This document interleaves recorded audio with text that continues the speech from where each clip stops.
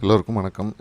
இன்றைக்கி 6ஆம் தேதி மார்க்கெட் எப்படி மூவ் ஆகும்னு சொல்லி ஒரு ப்ரிடிக்ஷன் பார்க்கலாம். ஸோ இது வந்து நேற்றுடைய லெவல்லேருந்து நம்ம பார்க்க போகிறோம். ஸோ இந்த இதில் பார்த்திங்கன்னா நான் வந்து செபிரிஜஸ் அட்வைசர் கிடையாது. இதெல்லாம் பேப்பர் ட்ரேடிங் தான் பண்ணி பார்க்குறோம். ஸோ இது எதுவுமே ரியல் ட்ரேடிங் கிடையாது. இது முக்கியமான டிஸ்க்ளைமர். ஸோ மனசில் வச்சுக்கோங்க. இப்போ வந்து நம்ம வந்து ரேஞ்சஸ் பார்க்கலாம். ரேஞ்சஸ் நேற்று க்ளோஸ் வந்து 25,145 கிட்ட க்ளோஸ் ஆகிருக்குது. ஸோ அங்கேருந்து இன்றைக்கி ஓப்பன் ஆச்சுன்னா மேலே போகணும்னா 25,462 போகணும். கீழே வரணும்னா 24,826 கிட்ட வரணும். ஸோ இதுதான் நமக்கு முக்கியமானது. இப்போ ஒரு டைம் பார்த்திங்கன்னா கால் சைடில் மேலே போகிறதுக்கான வாய்ப்புகள் தான் நிறைய இருக்க மாதிரி தோணுது. பார்க்கலாம் இதோடைய இது எப்படி எடுக்க போகுது அப்படின்னு சொல்லிட்டு நான் இன்றைக்கி தெரியும். இன்றைக்கி வந்து ஃப்ரைடே வேறு.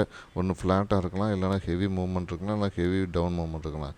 எது வேணாலும் நடக்கலாம். இன்றைக்கி பார்க்கலாம் இது எப்படி மூவ் ஆகிருக்குன்னு.